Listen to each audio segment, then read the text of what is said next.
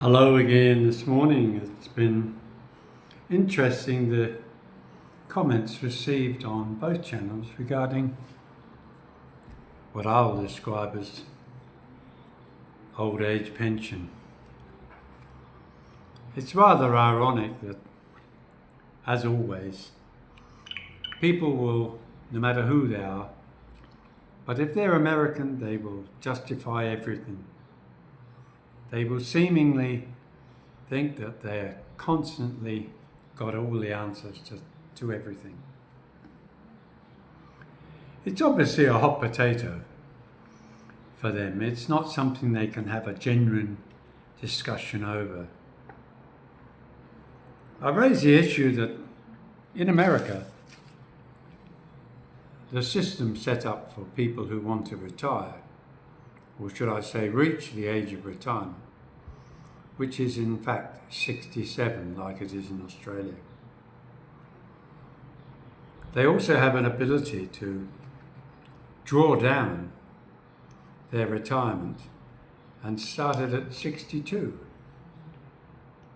But by doing so, they will take a reduction of 30% on what they describe as Social Security. It's interesting that when I use an example of Australia and we put them side by side to Americans, some Americans, and I will say some who are more vocal than others, will sit there and try and justify something that I'm not challenging. I will make the statement again. Americans are very fortunate that their government permits them to make colossal amounts of money for their retirement and enables them to retire in what would be described in the rest of the world, as extravagant, only extravagant. But I also know not all Americans are like the ones that comment. They do it because they feel justified, rightly or wrongly, that their entitlement is fair and reasonable. One guy particularly suggests that the system of Australia of paying it to those that have no work experience, never bothered to work, and those that do work, is suggesting that those that work are paying for the losers in society. Well, let's just stop there. What do you call the losers in society? There are losers in America. There's losers in England, Australia, New Zealand, and Europe. They're people that make their lifestyle based upon handouts from the government, from their chosen government. But then there's also the hard-working few, or should I say many, who work all their lives, do 2-3 jobs, and yes, they do the second job and they get a higher rate of tax on the secondary job as they do on the first, because you nominate which one you want to be the primary income. That's the Australian way. I tend to think that the Australian way is more humanitarian, in the sense that every society has people who, just through inability and some through choice, but generally through inability and just not capable of holding down a job. People who are mentally incapacitated, people with disabilities, people with just no ability to hold a job down, drug users, all that kind of thing. Now, of course, you need a permanent place to live. And in most cases, even in Australia, someone will find an address to have as their home base, even if they're basically living in a car. And some do. But generally speaking, the government, for certainly the last, well, I can think of immediately, the last 2 decades, have been always taking out a percentage of one's salary before tax.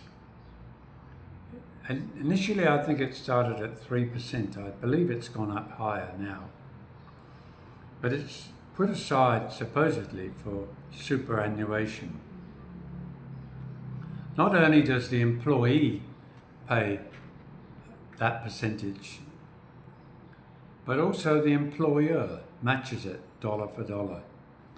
So, in effect, what you're getting, if it was 3%, you're getting 6%, half being paid by you in your taxes, or should I say put aside, and the other half by your employer by way of deduction.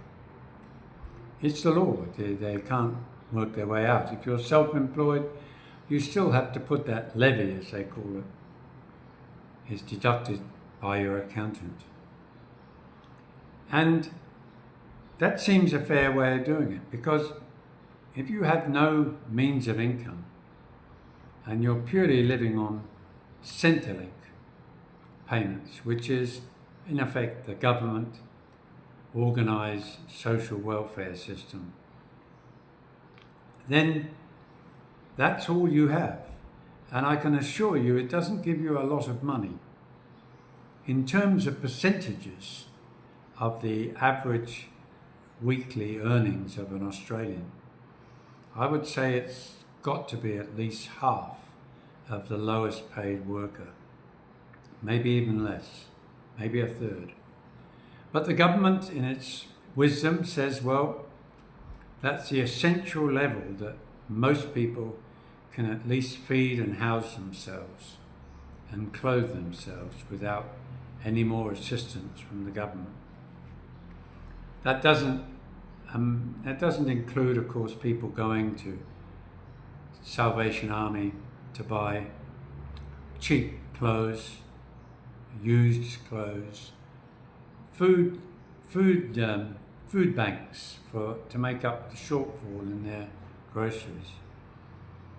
Because when you're hard done by through many reasons, ill health, mental health, or just simply not able to cope, a fair society does provide for that.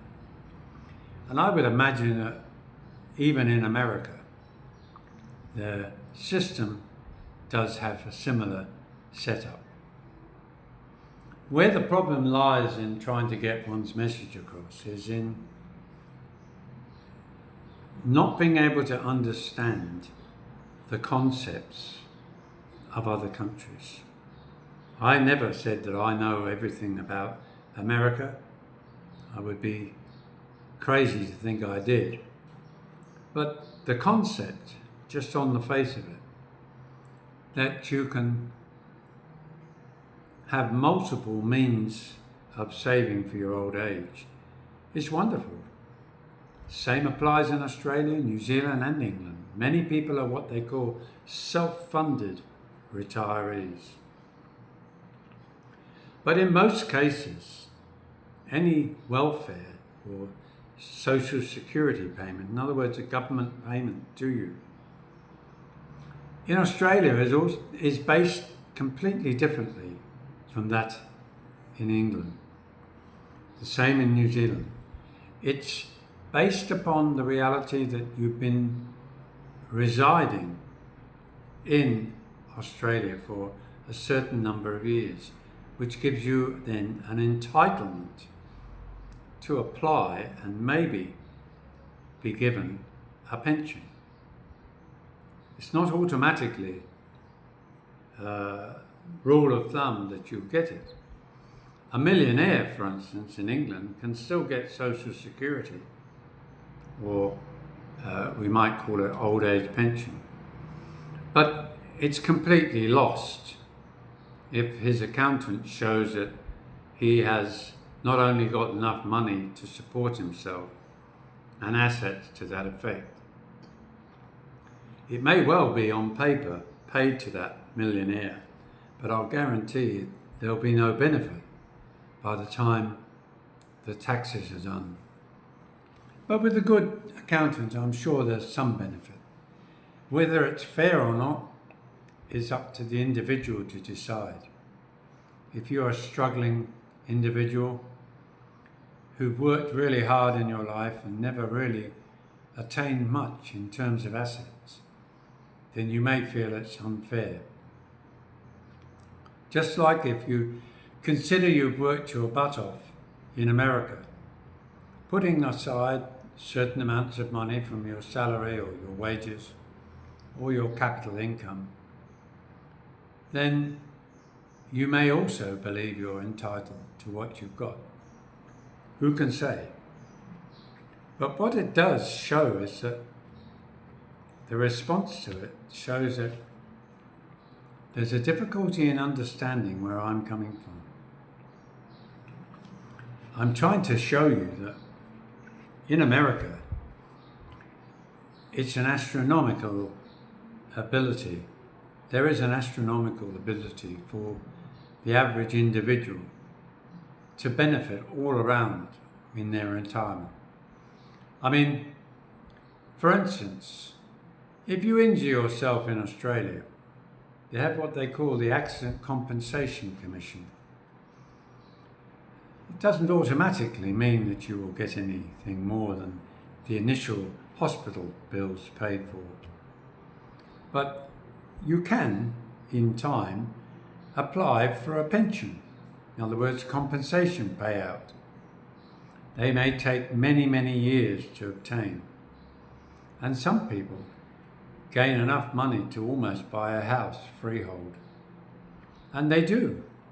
They've never had that kind of money in their lives, but through injury at work or injury even in the street, they're able to apply and in many cases get some form of benefit. It's based upon, believe it or not, the American Medical Association's determination as to the percentage of disability incurred. Funny that, isn't it? But the world joins together, politics joins together, and the thinkers of the world follow each other. What works in one country doesn't always work in another. I'll give you an example of somebody I know who I once lived with. Her family made a living out of being on accident compensation. It doesn't mean that you get a pension. It doesn't mean you get like a dole payment, unemployment pension.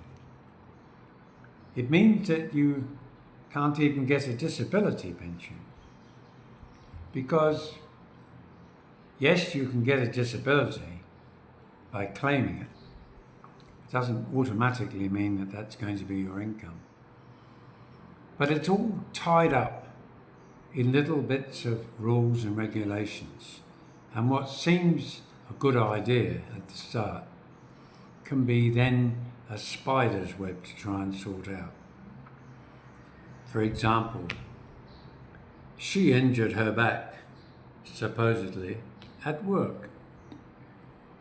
She did her level best to convince the authority that she did it at work. She got friends, colleagues to suggest that she did. I know where she injured her back. She injured her back playing tennis. She didn't want to put that down because that would have meant that it was a sports injury and therefore slightly different from one from work. Now, of course, if you injure your back at work, you not only have time off work, where the employer is required to pay your salary whilst you're injured for a certain period of time. After that, you're entitled to claim a disability pension from the government. That doesn't preclude any claim that you might have for compensation, of course. So she went through life being, for 10 years that I know of, being on disability. Her brother was a different kettle of fish, a very clever guy. He managed to convince people as a charge nurse in a psychiatric hospital that because he was picked on by others at work, he suffered then from depression, which became full-blown bipolar. But he was able to get disability pension, which he's been living on for decades now. He bought his home, a modest home, for around $230,000 in South Australia. It's a comfortable home in a middle-class area. And it was paid for from a lump sum payment he got from workers' compensation. And therefore, his lifestyle has been established by fraud, really, nothing more. And every country has that problem. There are people that will make life in a fraudulent way as easy as possible. I know how I feel about that. It's not probably for publishing because I would really go off. But so much to say, I think he's a lazy old ass. I think he plays the system and he's won. But has he? He has to constantly go and get reassessed. He's constantly admitting himself to psychiatric wards just to prove the point. He's even undergone electric convulsive therapy. And that's not something I think you would genuinely want to do. But he's happy in his little life, and his wife, who works virtually full-time as a cleaner around hotels, goes to work 5 in the morning, back by 12, every day of the week, is the guardian angel for him because she puts up with him and his antics. He's a compulsive thief. He goes into shops with no regard whatsoever, shoplifting. If he ever got caught, he's always claimed that he would just say, "Oh, I'm suffering by bipolar. I didn't realise I was doing it." You know the kind of guy. We would probably call him, I don't think you would call him a loser. I think there must be more words than you can describe for him. But that's not here to tell you the whole story of somebody's life. But for the majority of Americans who come here, they may well be on what they call Social Security. Now, I call that an old age pension. It means that they don't have the luxury of shares, investments, annuities that they can call on to either give them a modest amount each month for a certain number of years after it matures. They are just Mr. and Mrs. Average, or should I say Mr. Average, coming here. As are Australians, generally speaking, have got what you guys describe as a 401. In other words, they've got a nest egg of money. And it's not taxable. Certainly when they draw it down, it's not. It's maybe the sale of a home, which doesn't have capital gains tax. It just simply has sales tax attached to it or something like that. But nevertheless, it's a lump sum. It might be $100,000, it might be $200,000. which is about 150,000 US dollars. It's not a lot, but it's a lot for an Australian to have stashed away, Mr. and Mrs. Average. And that's the point that I'm making. There's always going to be Mr. Skite, just like there's going to be Mr. Skint. Skite is somebody who has to brag about what they've got, and somebody who's skint is somebody who is nothing.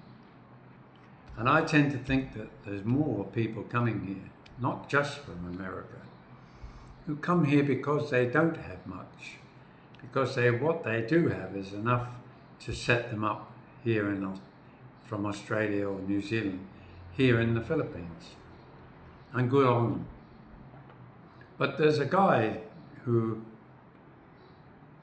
I think it's called Off the Grid. He's an Australian guy, and he's just gone back to Australia because he has an infection on his leg. It needs seeing to.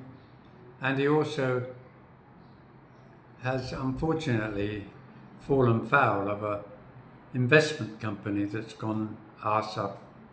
In other words, it's gone bankrupt with his and many other hundreds of thousands of people's lifetime savings. And I'm sure that happens in America too.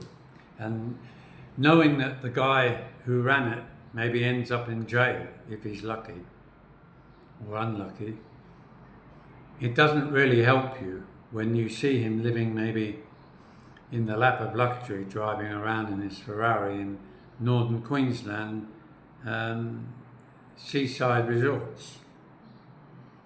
But that's life, unfortunately, and some people suffer as a result.